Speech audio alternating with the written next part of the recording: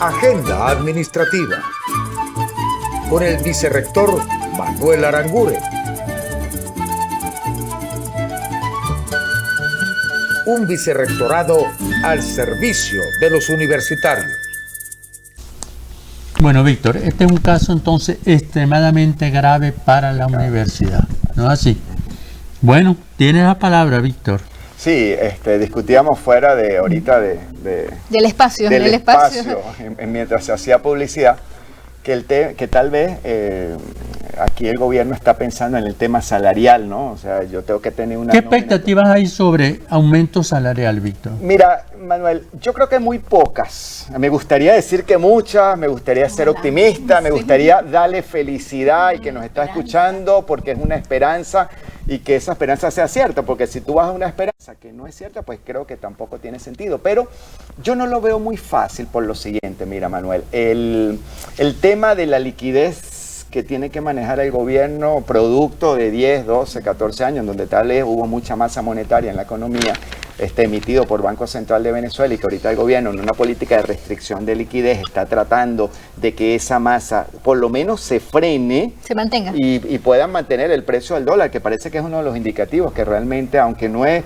pero digamos que pareciera que es el que impacta la inflación en el país, porque hay mucho dinero en la calle buscando muy pocos bienes y servicios. Víctor, y me disculpa, ¿no? Y parece que hay una restricción dentro de unos días, ¿no? Para la explotación petrolera. Parece que vuelven unas sanciones. Una serie de sanciones que bueno, finalmente las que van sanciones a permitir que haya menos divisas en el país. Pero una cuestión, Víctor, nosotros, o sea, nosotros que hemos estado en el área de finanzas, hay cosas que no concebimos, que esta es la única parte, el único país del mundo donde todo el mundo está de acuerdo de que no existe el salario. No, es que salario no existe, Carolina, fíjate, porque cuando tú hablas de 130 hoy estás hablando de $3, eso es irrisorio. Claro, pero ya a la gente no le importa si hay aumento o no hay aumento. Eso es que, por eso te digo, o sea, no le importa que realmente, y es más, van en contra del salario. O sea, que es el único país donde la inflación, donde el dólar, o sea, es el único que se afecta, porque los demás países, yo no entiendo cómo hacen los demás países que han tenido una inflación también muy parecida a esta, y sin embargo la gente puede vivir y mantienen un salario. Sí, fíjate que, Carolina, es muy cierto lo que tú dices. Aquí no se habla de salario mínimo, el gobierno habla de ingreso mínimo mensual. Y ese ingreso mínimo mensual son los $40 del cestatic y los $60 de bono de guerra económica, y eso te genera un ingreso mínimo mensual de $100, ¿sí? Pero $100 que no impactan ni las prestaciones sociales, ni el bono vacacional, ni el aguinaldo. Pero es que no cubre las necesidades básicas. No lo cubre. Porque cuando nació el salario mínimo, ¿cuál fue el origen? El origen era de que el Estado mantuviera a las familias como mínimo para satisfacer las necesidades básicas. Con dignidad básica. Eso está plasmado en creo que es el 91 de la Constitución. Pero es a nivel mundial. A nivel mundial. Por eso fue para proteger a las familias, y sin embargo nosotros vamos en contra de eso. Claro, y fíjate, ¿qué frena el gobierno a hacer un aumento de salario mínimo? Que el pasivo laboral se le va a ir muy arriba, porque en este momento la Ley Orgánica del Trabajo tiene algo que en su contexto fue muy bueno, en el 2012, la retroactividad de las prestaciones, pero tanto el sector privado como el sector público no quieren hacer aumentos de salario mínimo, ni básico, ni integral, ni nada como tú quieras, porque inmediatamente lo que se llama pasivo laboral, que en este caso son las prestaciones sociales, se van a incrementar mucho más. Si yo te aumento $100 y tú tienes 20 años en la ULA, ya yo no te estoy aumentando $100, te estoy aumentando $2.000. Estás reconociendo todos estos años, claro. Los 20 años, esos $100. Entonces, eso está creando la necesidad de que la Asamblea Nacional entienda que hay que entrar a volver a revisar la Ley Orgánica del Trabajo, porque los contextos son distintos, y en este caso específico no es eliminar las prestaciones sociales las puedes tener, lo que pudiese eliminar es la retroactividad, porque acuérdate que la ley tiene 2 métodos, tiene los 60 días por año. Pero nosotros estaríamos de acuerdo de eliminar la retroactividad. Mira, a nosotros no nos conviene, Carolina, pero hay un contexto, fíjate, no nos mandan desde el 2021 las prestaciones sociales. Pero nosotros tenemos por lo menos, la esperanza de que algún día se reconozca, porque nosotros hemos votado todos los años de nuestras vidas que la hemos entregado, porque cada vez que tú le dedicas una hora de trabajo, estás entregando una hora de su vida. Claro, entonces, cierto. ¿cómo vamos a renunciar todos nuestros derechos? Pero fíjate que no es renunciar, es que aquí se trata de ponernos en contexto económico, Carolina. ¿Qué puede pasar si 20, 30 años yo sin aumento del salario mínimo? Porque créeme que la verdad que no tenemos mayor posibilidad de... Todo lo que se ha luchado, Carolina, y aquí generalmente... fíjate, no existe instructivo en la... pero ¿cómo me estás pagando? Convención colectiva. Mira que la misma... Hay un concepto, Carolina, que a mí me parece... La prima familiar era un porcentaje del sexta ticket. No, pero instructivo, ese instructivo que pareciera que uno no puede nombrar porque es malo, es prohibido. Tiene una fórmula para el sexta ticket, para la prima familiar. Aumentan la sexta ticket a $40. Pero yo voy a aplicar el instructivo que tú me estás diciendo. No, pero ahora como eso te beneficia, no lo apliques así. Y tengo desde hace un año que se aumentó, mayo, abril del año pasado, el sexta ticket, cobrando 17 bolívares de prima familiar. ¿Pero y qué es eso, pues?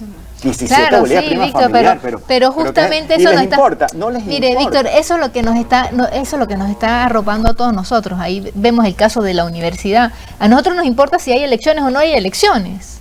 ¿Por qué? Porque tenemos una pasividad, porque a todos renunciamos y todos nos quedamos conformes de lo que pasó. Ah, sí, qué bien, bueno, pero de nada algo. Sí. Ahora, yo te digo una cosa, Caro, mira, yo no hablo de eliminar, yo digo de reformar, ¿sí? Porque por lo visto, fíjate en el sector privado, la persona está recibiendo la mayor parte de su paquete salarial a escondida en divisa. Yo le paso la plata a Manuel a Carolina y Carolina le paga al trabajador, le invento un bono todos los meses distinto, claro, para que no deje impactar la nómina, para no impactar el pasivo laboral. No es mejor que no me disfraces nada, que reconozca lo que me estás pagando y que yo me gane legalmente lo que me estás pagando y no es. ¿Y no sería más bien que pudieran pagar un salario donde realmente ganemos lo que nos merecemos? Pero la retroactividad está llevando que el empresario no Mire, quiera Víctor, tocar el tema cuando salarial. el gobierno empezó a quitarnos el salario, no pensó en la retroactividad. Ahora estamos pensando en la retroactividad. Claro. O sea, ¿por qué? Porque cada vez que nosotros analizamos una cosa, le damos un justificativo por qué el gobierno no nos paga los salarios. Entonces, nosotros no hemos dado nosotros mismos las propias respuestas y hemos ayudado al gobierno a mantenernos a que no nos paguen. Pero las expectativas sobre aumento salarial... Ni siquiera por ser un año electoral, donde toda la vida ocurrió. O sea, al gobierno ya no le importa ni siquiera un aumento salarial para ganar o no ganar las elecciones. ¿Por qué? Porque tenemos una oposición que lamentablemente está centrada en otra cosa, no realmente en el pueblo. Sí. Fíjate una cosa, debe haber algún ajuste, Manuel. Yo no tengo dudas que vaya a haber un ajuste en las próximas semanas, pero probablemente a través de algunos de los bonos que ellos han venido pagando, que no nos van a incidir absolutamente nada, Carolina, como tú lo dices, en donde, por ejemplo, yo tengo 30 años en la universidad y ese ajuste salarial no me va a impactar absolutamente nada, a ti tampoco.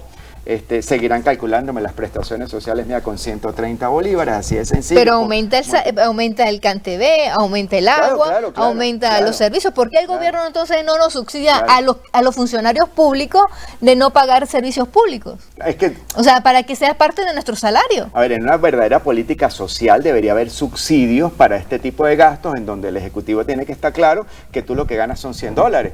Pero que fíjate que solamente ya el recibo, los cortes la semana pasada, anteriormente, los avisos de corte de Corpoelec generaban cierta indignación, porque venimos de 8 o 9 meses en donde pasamos 12 o 14 horas sin luz y 8 horas probablemente con luz, o la diferencia de lo que hay en el día, y entonces había un aviso de corte, o pagas estos 5 o 6 meses que están acumulados, o hay aviso de corte. Entonces tú dices, ya va, pero ¿en qué país estamos? Es que no se está consciente de que verdaderamente no tenemos para pagar la luz, ni tenemos para pagar algunos servicios básicos. Los que vivimos en edificio, el solo condominio de $30 te consume el sexta ticket, y si no pagas el condominio, entonces entras en un problema tremendo en el edificio donde tú vives. A la Bura no le llegó dinero para pagar condominio. Sí. Ni para pagar luz, ni para pagar agua, ni para pagar nada. Los teléfonos están amenazados de cortarse. Sí, están amenazados. La empresa que nos da el servicio ya nos amenazó con cortarnos el servicio telefónico. Sí, señor. Entonces es una situación muy delicada. Hay una amenaza ahí de corte de todo. De luz, de agua, de todos los servicios, y muchos de esos servicios dependen. ¿Qué esos servicios los paga la OXXO? Sí. O sea que viene en el presupuesto, el mismo gobierno. Yo creo que por eso que no nos han cortado, aunque el agua no lo cortaron 2 veces, otra vez. Bueno, señor, estamos terminando. Víctor, te estamos invitando para que vengas a otro programa. Tú verás cuando viene porque es importante hablar de todas estas cosas tan interesantes.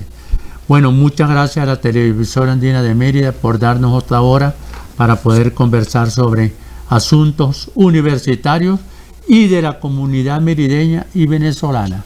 Así que nos despedimos, gracias a Dios, también gracias a Dios por permitirnos estar con ustedes otro día como es el día de hoy, martes. Señores, nos despedimos, un saludo muy grande a toda nuestra comunidad universitaria. Gracias.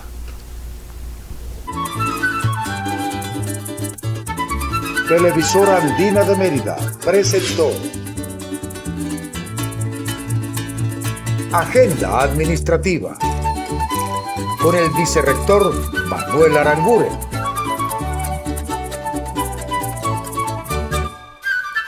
Un vicerrectorado al servicio de los universitarios.